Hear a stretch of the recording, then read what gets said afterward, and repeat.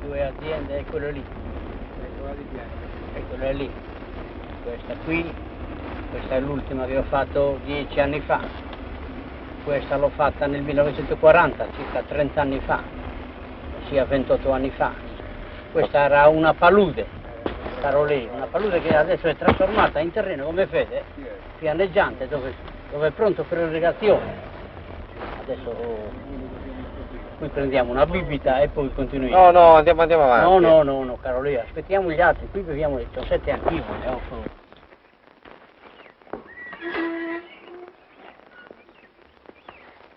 Beh, le dico che ho 70 anni circa e venivo in campagna. Io non proprio tranquillo, ma neanche tanto preoccupato. Ma quest'anno venivo veramente preoccupato. Non solo venivo preoccupato, ma trascuravo di venirci spesso quando venivo e mi facevo ascoltare, o dalla polizia o dal mio personale stesso, perché eravamo abbandonati e i latitanti facevano quello che volevano e hanno fatto quello che hanno voluto e ci hanno preso a chi, per disgrazia sua, o l'hanno morto o gli hanno desanguato i 2 soldi che ha lavorato nella sua vita. E poi le torture, poi sapere se ci lasciano in vita, se ci abbandonano sarà la rovina delle aziende, perché se c'è qualcuno che tiene le campagne a posto, me ne vado perché non ci ritorno, perché ho paura di non rientrare a casa. Io dal 1913 sono in campagna, prima ho fatto il mungitore assieme a mio padre, mi ha abituato a ogni cosa, a ogni lavoro di campagna. Dopo 10 anni di campagna, 11 anni di campagna, ho fatto questa casetta, dove si vive discretamente bene. E la casa dove sono nato io l'ho passata, rimodernata, l'ho passata ai pastori. Abbiamo una famiglia composta, 5 sorelle, 2 sposate e 3 che vivono come scapole. Io sono scapolo. E poi sa nel mondo se non si sono sposate, e non siamo in tempi moderni, allora i tempi erano diversi, l'uomo vicino alla donna era molto più difficile di oggi è facilissimo. Io da comprare una cosa, se un pezzo di terreno lo compro, a fianco a delle proprietà di mie sorelle, lo intesto a mie sorelle stesse, ha capito? Le proprietà però ognuno conosce il suo bestiame, magari nell'utile, non si ci fa caso, capito? Siccome siamo troppo uniti, però ognuno conosce il suo bestiame, ognuno conosce la sua proprietà. Perché la privatizzazione per conto mio è la distruzione della proprietà, per conto mio è la rovina. Io c'è il tanto di poterci lavorare, se no.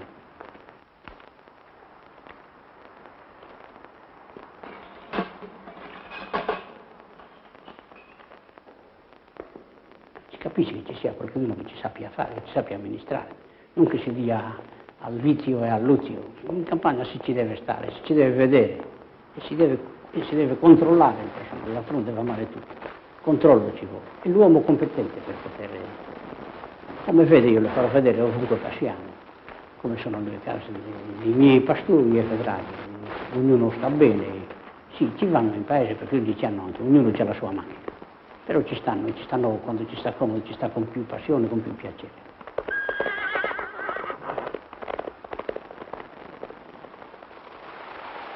Io già in vita ho detto che voi dovete essere uniti nelle divisioni e ve ne troverete bene, e poi dopo noi moriamo, facciamo loro quello che vogliono.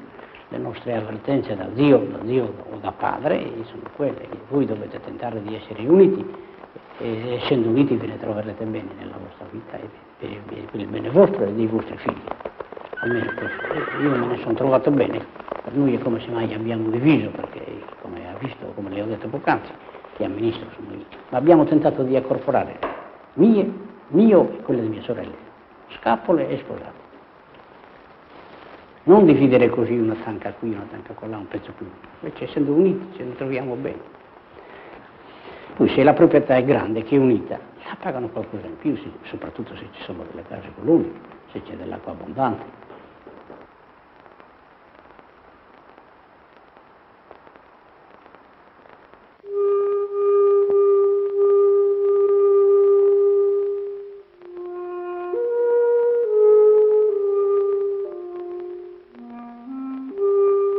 Palma Sarborea, sì. Ci sono coltivatori diretti, pastori, lavoratori agricoli e braccianti agricoli. È un povero paese, piccolo paese e anche povero. Io possiedo troppo poche cose. Possiedo appena che 3 ettari di terra. C'ho 9 figli. Il grande c'ha 20 anni. È femmina, la seconda altrettanto, un maschietto, i più piccoli sono maschietti e quindi non posso sostenere questa famiglia. Gli chiediamo se vuole avviare i suoi figli alla campagna o no.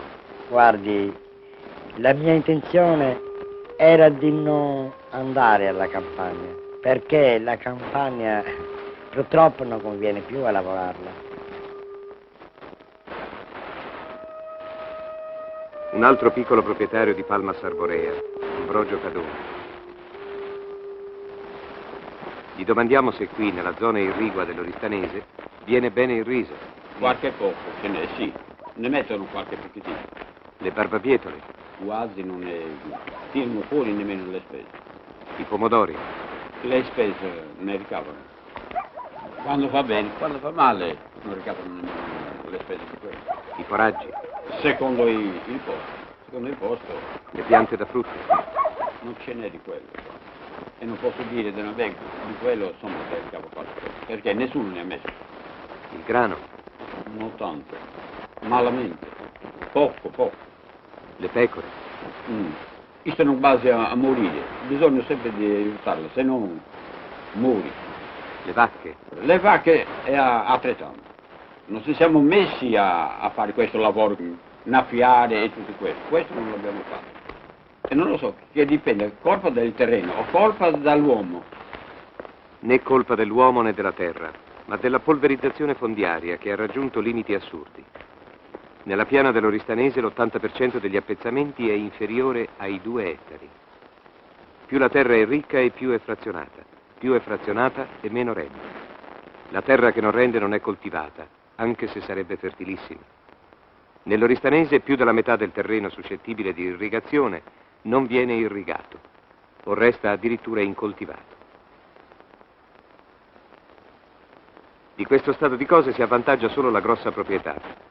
Questa azienda è di 250 ettari, che ha tutto l'interesse ad avere una maggiore disponibilità d'acqua, a non avere concorrenza nell'accesso ai contributi e al mercato, e a mantenere in vita un bracciantato non fluttuante perché proprietario. Il toro che ha nel cortile di casa è acquistato in società. Lo hanno comprato in 6. Ciascuno lo mantiene per tanti giorni la settimana, quante sono le vacche che possiede.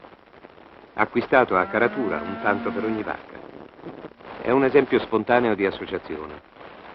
Dunque i piccoli proprietari sarebbero disposti ad unirsi in cooperativa o società se accorporare, cioè riunire i terreni frazionati, oggi, non venisse a costare quasi di più che comprare.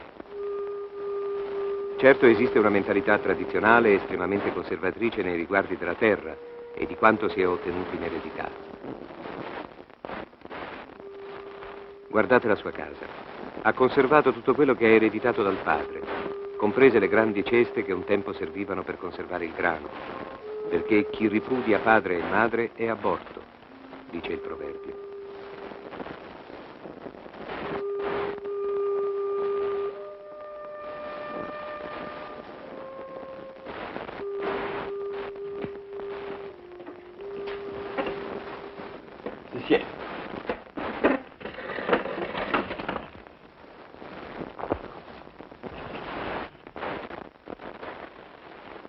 Dunque, nonostante che sia proprietario, lei, signor Meli, Faccio tuttora il bracciante agricolo perché non si sono potuto riuscire a fare l'agricoltore. Siccome abbiamo i terreni frazionati, Lui dice io ho una famiglia grande, il tanto che possono ricavare della proprietà non è sufficiente per mantenere la mia famiglia.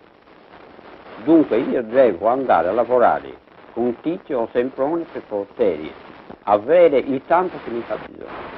in quante parti è diviso? è circa 20 posti. Distanti quanto l'uno dall'altro? È molto distante. 3 ettari coltivati ad orto potrebbero anche rendere, ma sono divisi in 20 particelle. Si arriva fino a pezzi da 25 metri quadrati. Tutti irrigati con i canali che serpeggiano lungo i confini per servirli tutti. Ma a che serve? Ma qualcuno ha cercato di convincervi di mettere insieme i terreni e stringervi in cooperativa? Sì, io sono uno dei primi che mi sono messo per queste circostanze. Dai primi. Dal giorno all'altro sta passando dagli anni. E io sto lavorando per questo scopo, per poter mettere riunito tutto un po'. Io quando ne parlo, sì, va bene. Quando lascio io di parlare questo, ci passa dai mesi e anche degli anni senza ritornare a cercare di queste circostanze. Per capire meglio, c'è qualcuno che è contrario? Contrario, quando lei parla con chi si sia, sono tutti favorevoli. Però nessuno si lancia a poter cercare all'uno o all'altro da dire ci mettiamo d'accordo da una volta e questo lo facciamo. D'altronde nessuno può rinunciare alla sua parte, anche minima, di eredità. È cattivo il padre che non si attiene nel testamento ad una assoluta equità distributiva. Così i terreni si dividono di eredità in eredità, sempre più piccoli. Quando sono in eredità uno ha figli e muore questo, allora dividono con i figli che lasciano. In quante parti? Dipende quanto sono le eredità. Può essere 2, può essere 3, può essere anche 10. Di solito si divide ogni pezzetto in tanti pezzetti. Purtroppo, se non si fa l'accorpamento, siamo costretti a fare così. Ma anche se si riuniscono i terreni, dopo torna di nuovo in questione tutto. No, se si fa l'accorpamento, allora il terreno verrà unito. Si riunisce e poi con l'eredità si divide di nuovo. Certo che tornerà normalmente frazionato. Io dico, in tempo antico, ci abbiamo le aie e ci mettiamo a trebbiare con le bue e ci abbiamo sul rotte non sciunai, insomma, due caiaus. Dice, col forcone raggruppavamo il grano durante la trebbiatura. I buoi nel loro giro lo tornavano a sparpagliare. Quando era molto sparso ricominciavamo a rammontarlo. Lo stesso è per l'accorporamento. Ora mettiamo insieme i terreni, poi quando tutto è riunito, uno muore e lo deve nuovamente dividere tra tutta la famiglia. E lo torna a sparpagliare e si comincia da capo. E allora? E allora? Si dovrà sempre cominciare da nuovo. Se si deve ricominciare da capo, risponde, tanto vale non effettuare il riordino e sfruttare le terre così come sono. Dove realmente manca la risposta, notate, affiora il dialetto. E attraverso il dialetto la mentalità tradizionale, che vede ogni deficienza organizzativa come una calamità naturale nei cui riguardi non c'è che rassegnarsi. Si dice che nessuno vuol vendere il terreno qui perché vendere è vergogna. È vero? Beh, dipende. Dipende dalle circostanze. Certamente più uno... Risponde che dipende dalle circostanze. Non è disonore vendere in caso di malattia, o per cadere in bocca alla giustizia, o per altre gravi circostanze. Vedete, la proprietà della terra qui ha la funzione previdenziale della pensione. E conclude. Certo è doloroso dover dire mio padre e mia madre hanno lavorato quello che hanno lavorato per lasciarmi il terreno e io lo dispero. Mamma mia, ha triballavo perché triballavo, poi conoscevo e devo in vita mia, insomma, più che i speri. Lei ha conservato questa casa tutta antica, per quale motivo? Di mio padre. I piatti alle pareti, il letto, il telaio, ha conservato tutto. Sono cose che ha portato mia madre. E insomma, come mi piace di avere quello che ho conosciuto di mio padre, mi piace di ottenere anche quello che ho conosciuto di mia madre. Insomma, almeno mi mi comparano che sia un onore uno che mantenga quello che conosce del suo padre e delle sue. Ogni cosa si è rivestita di valori affettivi che ora contribuiscono a giustificare la conservazione, l'immobilismo e militano contro ogni cambiamento.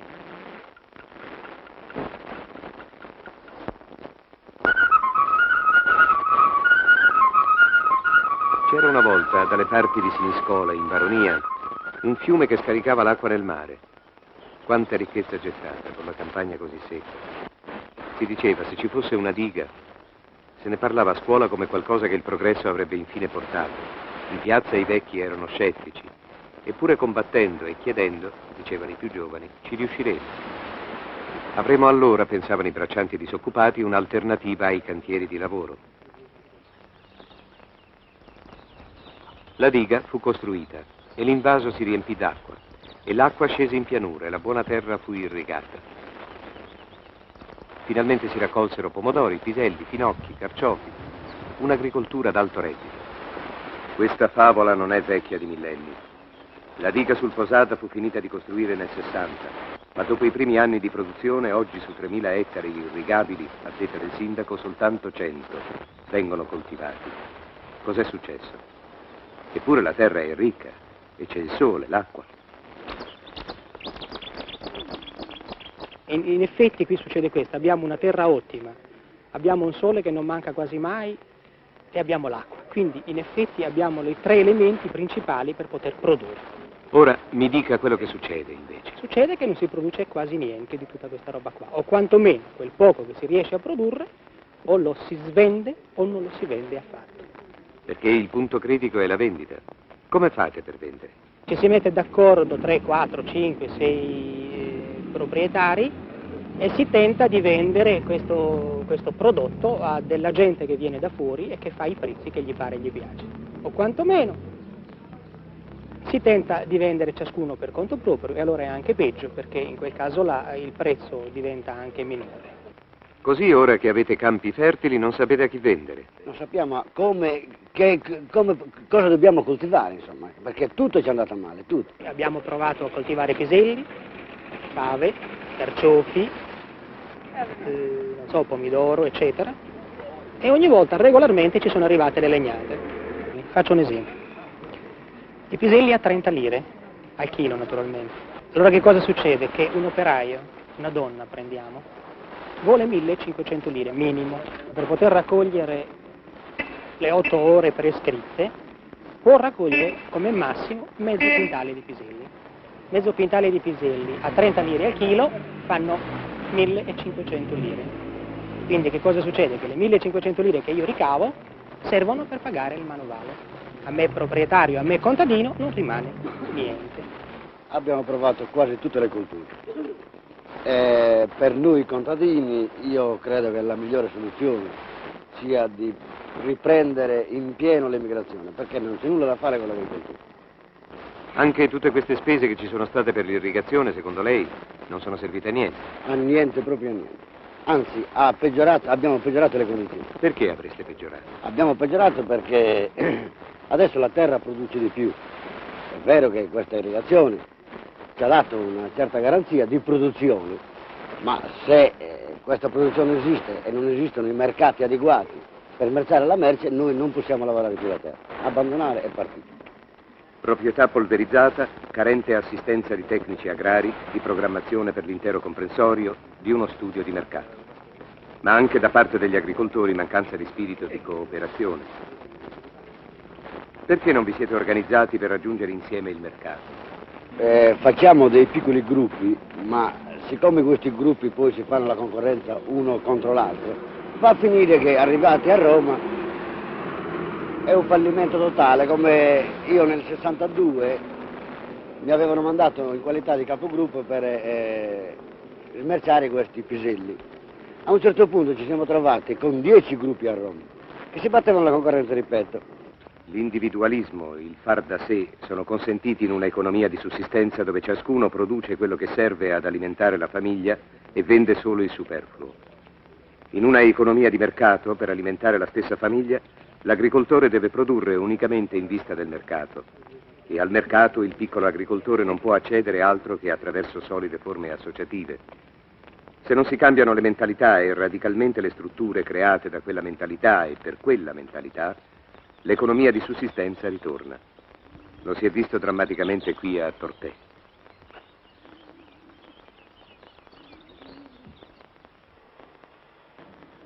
Questa è la mappa del terreno prima del riordino. Si vedono strisce di terreno di varia misura.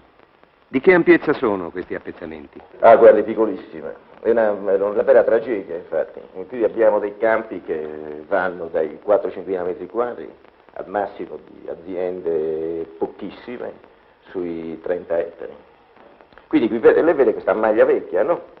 Cioè non è una maglia, questa è tutta una situazione caotica, perché dei campi con dei confini che serpeggiano qui nella zona. Quindi immagini il lavoro capillare che noi abbiamo voluto fare, ricostituire tutta la proprietà, farla accettare da tutti i proprietari che poi hanno firmato. Qui vedete ci sono dei pezzi di terreno che addirittura non ci sta la firma. Immagini portare qui dei vecchi, della gente che assolutamente non pensava mai di poter cedere la propria terra per averne un altro pezzo a portato, insomma. È evidente che qui ogni proprietario ha un'infinità di pezzi di terreno, cioè 20, 30 pezzi, 40. Quindi riprendere questa gente e costituire un unico nucleo. Ci hanno detto che prima del riordino lei ha fatto delle riunioni. Come le spiego, qui noi abbiamo intervistato una gran parte di proprietari chiedendo appunto loro cosa ne pensano sul riordino. Questa registrazione è stata determinante perché poi con questi nati noi siamo andati alla Cassa del Mezzogiorno al fine di farci approvare il progetto così com'è, cioè con delle linee di rite, con uno schema geometrico. Ce lo fa sentire? Sì, senz'altro, guardi. D'accordo, sono stati messi quadri, sì. Firma perché la misura risponde, eccetera. Questa è la prima fase del riordino. Una volta fatto... Ma anche in questi nuovi fogli le particelle sono rimaste piccole. Questo è il problema. Vede, qui sono le opere di bonifica.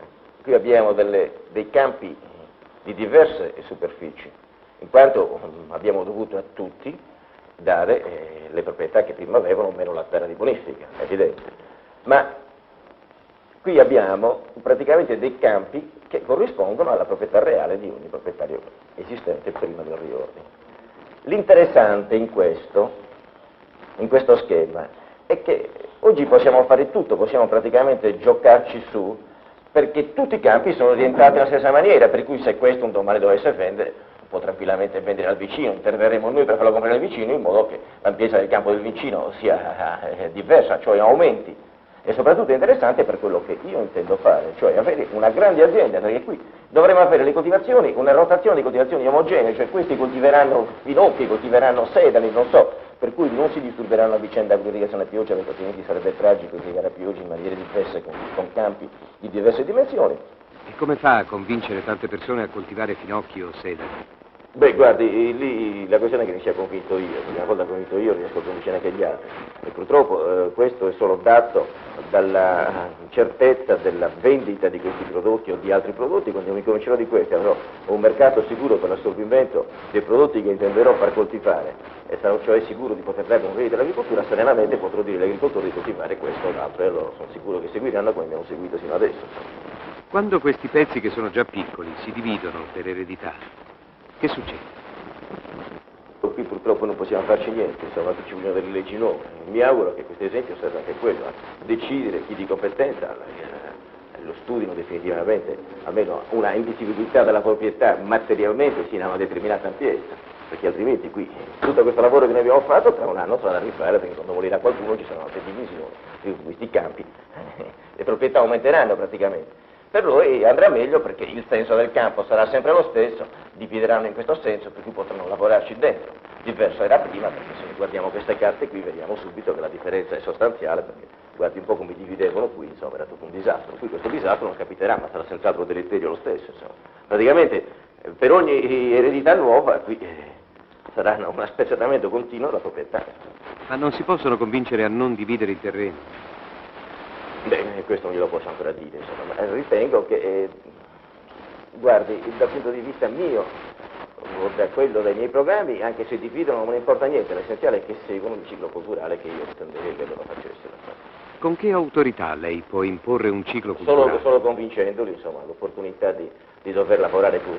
Ritengo che Convincere 500 persone non deve essere facile. Li ho convinti adesso, ne sto convincendo altri 1000 che stanno facendo un riordino nell'altra zona, per cui convincerò anche questi a coltivare diversamente, a coltivare con un po' di grazia di Dio. Insomma. Ma si convincono volentieri o no? Volentieri. Gli agricoltori hanno bisogno di seguire, insomma. Hanno solo bisogno che ci sia qualcuno che ci lavori seriamente, che cerchi soprattutto di fargli aumentare un reddito, perché altrimenti è inutile. Insomma, io mi sto battendo per quello. Le bonifiche sono belle, non vi ho ombra di dubbio, ma non basta bonificare, bisogna poter mettere in condizione a questa gente di guadagnare qualche lira in più, insomma. D'altronde oggi con mercati comuni eccetera, se vogliono guadagnare qualche lira dall'agricoltura dobbiamo solo diminuire i costi di produzione. I costi di produzione non si possono diminuire con una proprietà così frammentata. O si riesce a fare la grandi aziende in un modo o nell'altro, insomma, con tutti questi soci, questi azionisti chiamiamoli, vabbè, che coltivano solo con un principio, cioè creare anche indubbiamente un'appendice industriale come una centrale di surgelazione o d'altro, insomma è tutta ancora in discussione, c'è dei tecnici che stanno studiando, che stanno esaminando i mercati, eccetera. Dopodiché, ma la gente è pronta, guardi, la gente è stanca di lavorare rimettendoci, di cui sarebbero disposti a seguire chiunque, non vi ho ombra di dubbio.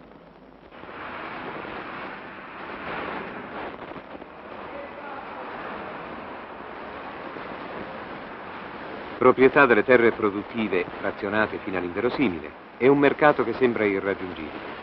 Eppure nel continente si è scoperto che quello di Cagliari è un mercato soddisfacente, a giudicare da queste scene. Dal Canguro che arriva da Napoli il mercoledì scendono uno dopo l'altro camion carichi di frutta, di patate, di fagioli, lenticchie, noci, cipolle, agli, carote. Cioè la produzione locale non basta al fabbisogno e anche la frutta, i cereali e perfino qualche verdura sono importati, come i manufatti.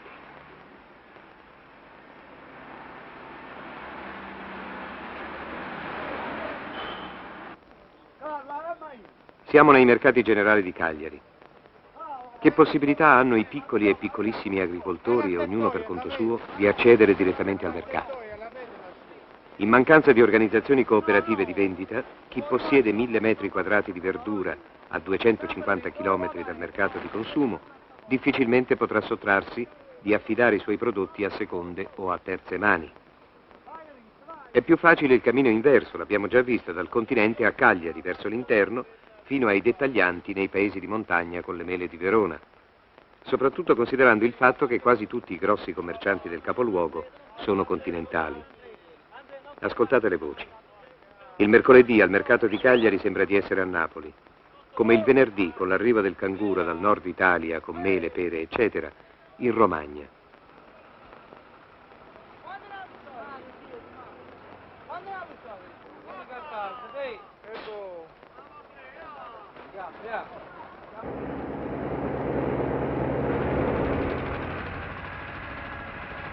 La Sardegna coltiva 12.000 ettari di carciofi e li esporta nel continente da novembre ad aprile, in un periodo, cioè che il carciofo è una primizia. Eccoci in un campo di carciofi alla periferia di Decimo Mannu, nel Campidano, tra i sibili degli aerei della NATO. In questi 4 mesi le navi finalmente ripartono piene, ma i prezzi non sono sempre soddisfacenti. I motivi? Mancando una organizzazione diretta di vendita, la maggioranza delle partite di carciofi vengono spedite a Roma o a Milano, appoggiate, come si usa dire, su quelle piazze, senza sapere a che prezzo saranno vendute. Non controllando il mercato, gli agricoltori sanno a fatto compiuto, avvertiti con un telegramma dai mediatori, se hanno fatto un medio o un pessimo affare. Senza l'occhio sulla vendita, il reddito degli agricoltori si dimezza. Di qui il ruolo che dovrebbe avere in Sardegna, una regione geograficamente decentrata rispetto ai mercati di consumo, l'industria conserviera o dei surgelati o dei liofilizzati, un'industria che assorbe l'eccedenza in caso di superproduzione e che offre all'agricoltore un minimo garantito. A Oristano c'è la zona industriale e molti progetti, ma al di fuori di questo cartello, nucleo industriale di Oristano, per ora non vediamo nessuna industria. Ci sarà forse domani, ma oggi la strada che dovrebbe condurre alla zona industriale porta soltanto i segni di frenate improvvise. Serve da pista ai figli della borghesia oristanese.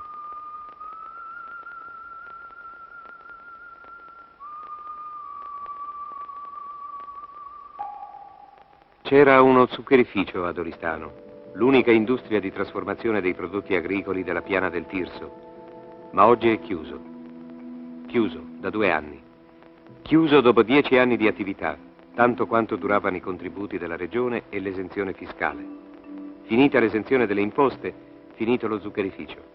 Ne è sorto un altro, tutto nuovo, in provincia di Cagliari, a Villa Sor. Una cooperativa tenta di rilevare il vecchio stabilimento per rimetterlo in funzione o per trasformarlo in conservificio, ma per ora senza risultato. Dal nostro punto di osservazione, la banchina del porto di Cagliari, vediamo sbarcare dal capace ventre del canguro anche le conserve alimentari. In Sardegna c'erano conservifici fino dall'800. Ora arriva anche il pomodoro in scatola.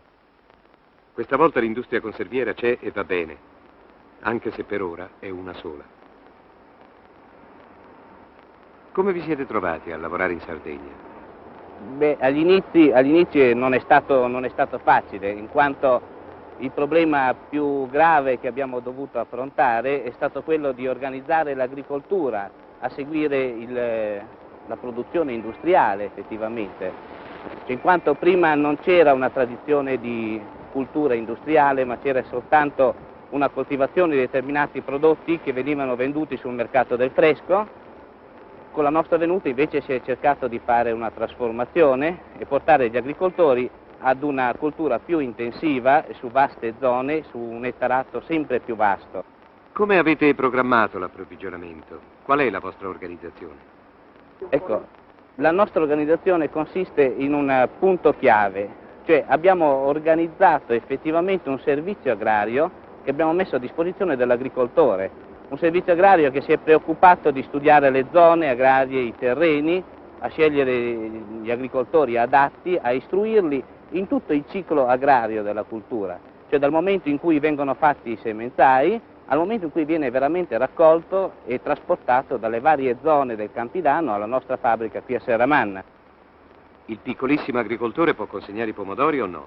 Guardi, il piccolo potrebbe, però secondo i nostri calcoli diventerebbe antieconomico, cioè al di sotto di un determinato, diciamo, estensione, circa 1 ettaro che noi oggi valutiamo nell'estensione di 1 ettaro, non è conveniente, in quanto ci sono maggiori costi di raccolta, maggiori costi di esercizio proprio della cultura e quindi a nostro giudizio diventerebbe antieconomico, per cui da parte nostra siamo portati a invogliare l'agricoltore su un'estensione minima di 1 ettaro. Cioè una proprietà polverizzata voi non la prendete in considerazione? Cioè non è economica. Nel momento stesso in cui noi accettiamo questi piccoli appezzamenti, portiamo l'agricoltore ad un reddito talmente basso che a un certo momento non gli converrebbe coltivare, quantomeno direbbe la cultura del pomodoro a me non conviene, perché non riesce a valutare i fattori specifici che la rendono antieconomica.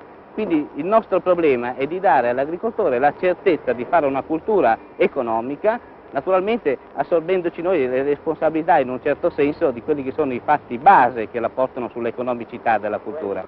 Con la presenza di altri organismi industriali nella zona, pensate che avrete difficoltà a reperire la manodopera? Beh, guardi, io penso che indubbiamente il problema diventerà più grave da risolversi nel futuro. Comunque se l'agricoltura e l'industria collegata all'agricoltura saprà creare un ciclo continuo, non solo attraverso un singolo prodotto, ma attraverso una serie di prodotti, quindi portare l'arco di lavorazione ad un ciclo annuale, io penso che la manodopera troverà lo stesso interesse a entrare nell'industria agricola, cioè un'industria di trasformazione dei prodotti agrari, così come trova interesse ad andare nei grandi complessi industriali.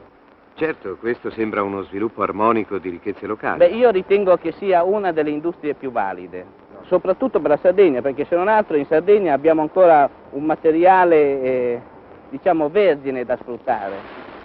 Possiamo iniziare a valorizzare effettivamente l'agricoltura partendo ex novo, perché la tradizione la possiamo oggi improntare su delle basi tecniche, scientifiche, studiate, programmate con una certa intelligenza, con una certa lungimiranza, diciamo. Qui a Serramanna dicono che un solo ordinativo da parte di un'industria del nord Europa potrebbe assorbire l'intera produzione annuale dello stabilimento, che stanno preparando campi sperimentali per tentare la cultura industriale e la conservazione dei peperoni, fagiolini, eccetera, che hanno in animo di estendere la loro attività in altre zone. Questa intervista dimostra soprattutto che le premesse economiche per la modificazione radicale del destino delle zone irrigue dell'isola ci sarebbero. Si tratta di oltre 50.000 ettari suscettibili di divenire nei prossimi decenni oltre 200.000. Ma occorrono leggi operanti per il riordino della proprietà fondiaria, campi sperimentali, tecnici e agrari, una programmazione razionale delle culture, spirito di iniziativa e soprattutto, per i prodotti non destinati all'industria conserviera, una organizzazione di ricerca di mercato. È tutto pieno? Tutto pieno, qua c'è oltre 6 metri di profondità di vino, Il raccolto di quest'anno? raccolti in quest'annata. Si è incamerato circa 8 milioni e mezzo, 8 milioni e 500.000 di litri di vino. Il vino c'è ed è abbondante. Avete un'organizzazione commerciale in grado di venderlo? No, per adesso non abbiamo ancora. Insomma, vendiamo attraverso commissionari, attraverso lunghe telefonate, non siamo in grado di controllare le vendite perché quello che ci dicono i commissionari, siccome siamo separati dal mercato di consumo, siamo costretti a credere, però per noi l'organizzazione di vendita è così, siamo così allo stato ancora primordiale. A chi vendete il vino? A quelli che comandano, diciamo così, il mercato vinicolo nazionale, quelli che hanno in mano praticamente il mercato vinicolo nazionale. Cioè a dei grossisti? I grossisti, anzi, per esempio, uno che compra 500 quintali di vino, che lo pagherebbe di più, non può venire in Sardegna a comprare. Allora viene il grossista che vende a questi qua, c'è già un altro passamano, sempre a nostro detrimento, a nostro danno. Per vendere siete in mano a chi viene? In mano al primo che capita, così, può essere anche uno, le cantine hanno anche tra capo e collo, ci hanno rimesso anche dei milioni, perché non sono state pagate del vino esitato, anche per l'acqua è capitato in queste situazioni qua. Cioè di truffatori? Truffatori, insomma, uno fallisce magari senza conoscerlo, perché non lo conosciamo, vendiamo attraverso i mediatori e quindi anziché viaggiare la merce a rischio e pericolo di compra, in quel caso viaggia a rischio e pericolo nostro. La vendita è ancora una volta il punto dolente. Per la preparazione e la conservazione del vino, le cantine sociali di Sardegna sono modernamente attrezzate e all'avanguardia. L'agricoltore ha toccato con mano i vantaggi della cooperazione e ha compreso il significato di una parola, autogestione. Le vigne sono aumentate e il vino è buono. Tuttavia, proprio perché i risultati sono ottimi, bisogna guardarsi per inerzia da giungere a dei risultati che li annullino. È alla tentazione della polverizzazione che la Sardegna deve resistere, al particolarismo di campanile o di cantina. Quante cantine sociali ci sono in Sardegna? Credo 34 o 35 che lavorino già, però in via di costruzione ce ne sono altre 2 o 3, credo. Sono troppe o sono poche? Sono troppe, perché oggi le spese generali assorbono un buon 16, 17, anche 20% della produzione del raccolto. Cioè bisognerebbe che fossero meno? Bisognerebbe che fossero meno e diciamo così grosse, insomma, che le spese, che l'incidenza della spesa fosse meno. Oggi occorrerebbe piuttosto una super cooperativa che si occupasse della vendita. È quasi indispensabile per noi, perché per poter imbottigliare la prima cosa è essere in condizione di vendere il prodotto, se no sarebbe inutile. Qualche cantina ci ha pensato di esportarli adesso, ma naturalmente non sono cose da fare da sole, ogni singola cantina. Esiste anche un consorzio di secondo grado che ha in animo di fare queste cose, ma per adesso siamo ancora allo stato attuale. Quante etichette ci sono in Sardegna? Ce ne saranno un 150 come minimo, 200 forse. Come fa il consumatore a orientarsi con tutte queste marche di vino? Sono nate così, come sono sorte le cantine, ogni cantina il tipo del vino che aveva ha fatto un'etichetta. E così ci sono cantine che hanno 5, 6, 7 etichette. Ogni cooperativa ha agito per conto suo, ma oggi si sente l'esigenza di fondersi, non di dividersi, per affrontare in forza il mercato. Ci si accorge che vendere il vino sfuso è come vendere il filo in rocchetti o il minerale non lavorato. È vendere una materia prima, non un manufatto. A chi vendete il formaggio? Naturalmente agli industriali che hanno i mercati. Noi non possiamo collocare il nostro formaggio sui mercati. Come nelle cantine. Insomma, se l'industriale non produce il formaggio perché ci sono le cooperative, Vende quello che voi avete prodotto. Li vende naturalmente perché lui c'ha i mercati in America, c'ha i mercati in Giappone, c'ha i mercati all'estero. Noi invece non abbiamo questi mercati, no? Allora siamo costretti a vendere all'industriale. Ma non avete dei rappresentanti all'estero per esportare direttamente? No. Abbiamo la licenza per poter esportare all'estero, in diverse nazioni dell'America del Nord, ma non ci siamo riusciti mai. Cioè, l'intenzione c'è stata, ci vogliono... È essenziale che le cooperative si organizzino in vista del mercato. E oltre a quello ci vuole una certa esperienza e mezzi, molti mezzi. Non pensate che associandovi insieme potreste ottenere dei risultati migliori? Sì, facendo le società cooperative, facendo la cooperativa delle cooperative, allora sì. Un'unione di cooperative come c'è nell'Italia. E voi perché non l'avete fatto? In Sardegna, prima di tutto, che non tutti i paesi sono organizzati in cooperative. E in massa, ripeto, ci vuole un mercato, perché la Federconsorzi ho saputo che quando ha acquistato il mercato dalla Polenghi ha speso dei miliardi, chi se lo presume spendere dei miliardi, tirare fuori dei miliardi per acquistare un mercato in America. Questa cooperativa di Borticali è la prima e la più vecchia cooperativa della Sardegna. Sì, del 1907. Avrete una grande esperienza, no?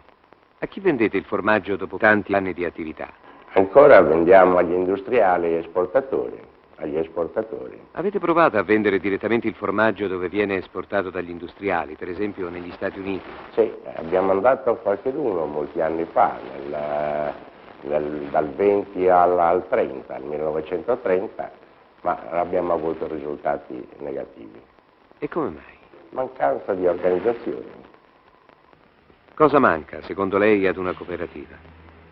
Io dico, mancano gli uomini, sia dal punto di vista tecnico, sia dal punto di vista dirigenziale, sia amministrativo, sia commerciale. Così, per conquistare un mercato... Per riuscire a conquistare il mercato, le cooperative dovrebbero riunirsi, perché così potrebbero competere anche con l'iniziativa privata.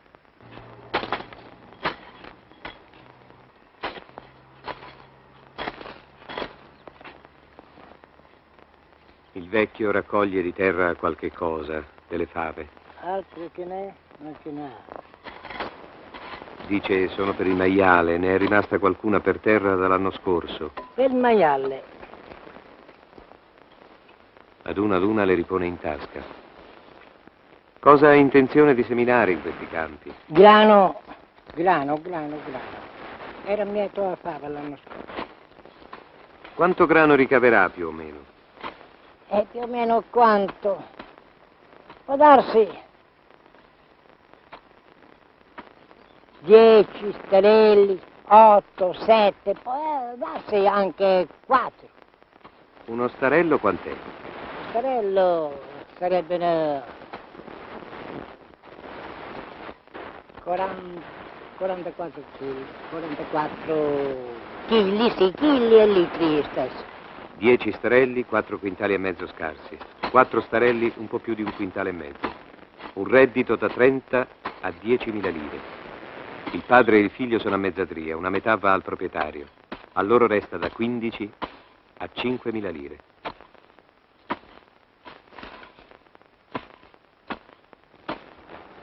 Qui nella Marmilla e nelle fasce strette tra le zone omogenee di pastorizia e i campidani, la terra arida non è suscettibile di grandi modificazioni, forse le vigne, ma non coltivate così a fazzoletti, la terra spietrata sasso dietro sasso.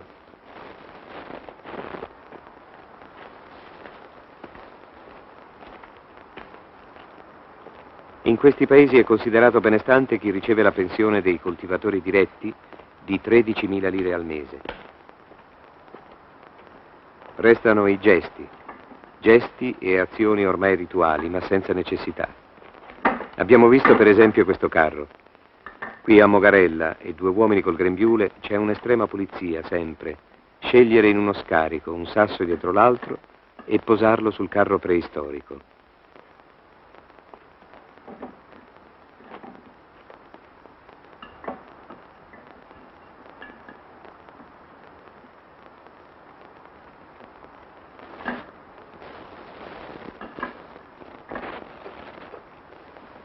Il carro pieno si è mosso.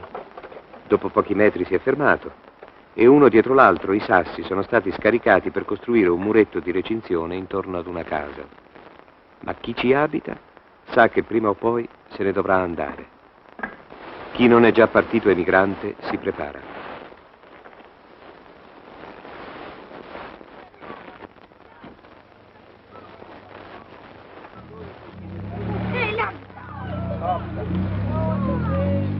Nelle strade di Usellus i ragazzi col grembiule nero sono molti. Dicono che nessuno qui si permette mai di marinare la scuola, perché sanno che l'unica speranza per uscire da questo punto morto è l'istruzione. La scelta della professione avviene secondo il reddito. Chi non ha niente dopo la scuola dell'obbligo dovrà abbandonare. Chi ha appena un po' di più va all'istituto magistrale, che è in un paese vicino, Ales. Chi ha un poco di più ad Oristano, all'istituto tecnico o all'istituto d'arte. Chi ha ancora un po' di più, pochissimi, a Cagliari, al ginnasio.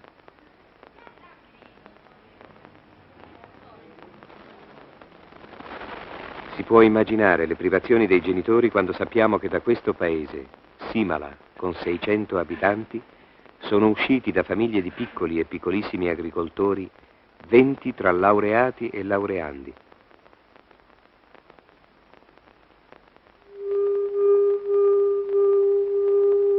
Senza un titolo di studio la prospettiva è questa: il lavoro dei braccianti dal primo mattino al tramonto col mulo parato nelle pianure e l'aratro a chiodo e il ritorno alla sera.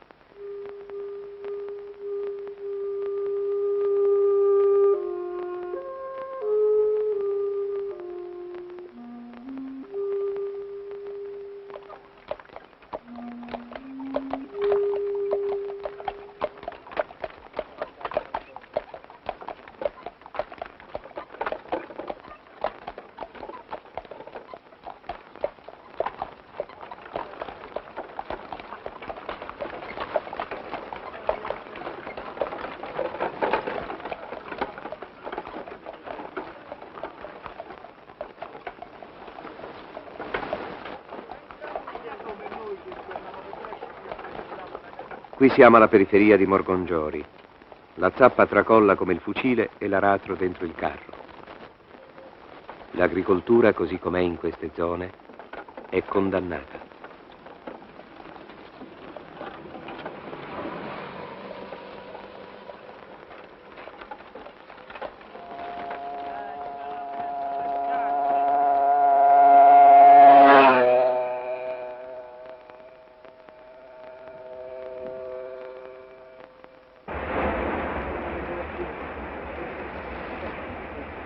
Ancora nell'immediato dopoguerra un solo vapore arrivava ogni giorno dal continente.